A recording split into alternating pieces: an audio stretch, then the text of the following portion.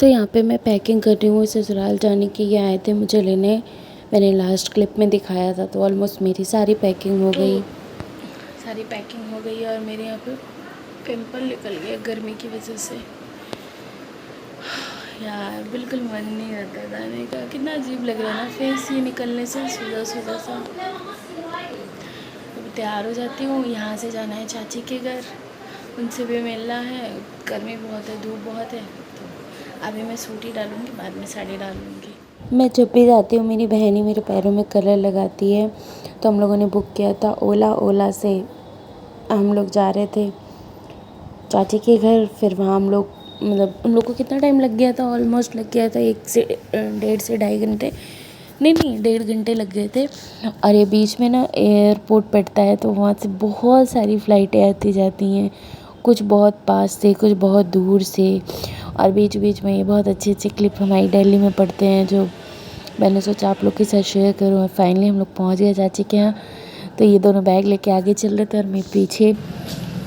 और ये ना हमारी चाची का घर है। ये चाची ये घर अब बेच रही हैं, नया घर ले रही हैं, क्योंकि बहुत सारी रीज़न्स हैं, बहू आने वाली है, तो इसलिए नया घर ले रही हैं। Home sweet home. बहुत गर्मी है, जगह से किसी तरीके से मुँह माया से मुक्त होके आई। अब मैं यहाँ फंस गई। यार मुँह लगती है बहुत ज़्यादा, सबकी याद आती है, मन नहीं होता जाने का। तैयार हो जाती हूँ, तैयार क्या मैं, सब लोग कह रहे हैं ये पहन के चलो, लेकिन नहीं बाबा इसलिए रहने का। तो मैंने सूट तो डाला था, लेकिन मैं साड़ी पहन लेती हूँ, फिर तैयार हो जाती हूँ, फिर मिलते हैं आप लोग। और भाई इतनी गर्मी, साड़ी पहनते इतनी गर्मी पूछो नहीं। मैंने पहन तो ली थी साड़ी, लेकिन बहुत गर्मी लग रही थी। हर बार क्या देते। तो फाइनली हम बस गए नहीं, बस में बैठ गए। और इन्होंने लाइट वाइट सब बंद कर रखी थी, एसी भी। फिर मैंने क्या किया, डांट दिया। तो फिर मैंने बोला मैंने भैया एसी चला दो ना प्लीज़, बहुत गर्मी हो रही। तो इन्होंने चला दिया। और ये मुझे कंटिन्यूसली देख रहे हैं फ्लैश लाइट जलाते हैं, क्यों उधर वो कर लिए।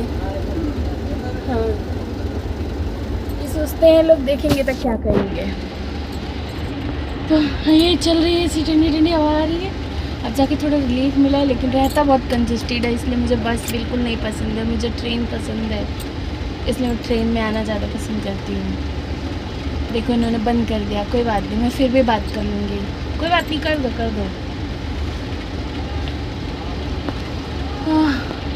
बहुत थक गए यार, वाया ऑटो दिमाग ख़राब हो गया। ऊपर से ये साड़ी, उफ साड़ी।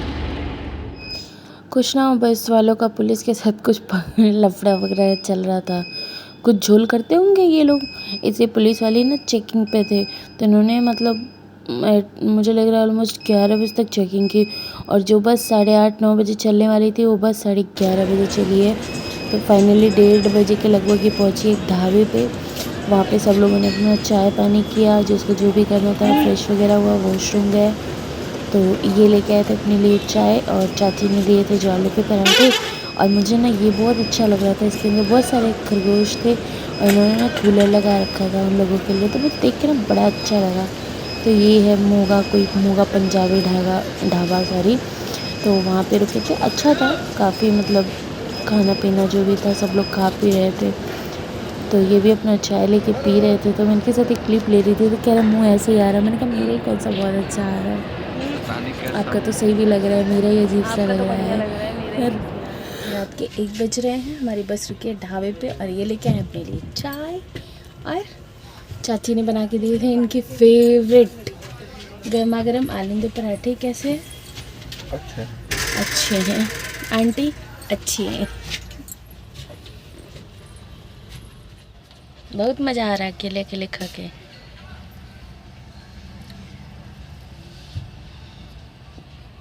चाय गर्मा गर्म, पराठे गर्म तो होंगे नहीं, ठंडे हो गए होंगे ना। तो अब हमारी बस चल दी।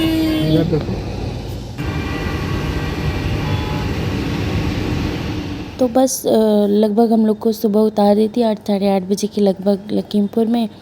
फिर वहाँ से हमने किया छोटा वाला टुक टुक जिसको बोलते हैं बैटरी वाला ऑटो या जो भी यहाँ पे बोलते हैं, उससे करके और फिर हम लोग अपने अंदेश नगर के लिए आ गए।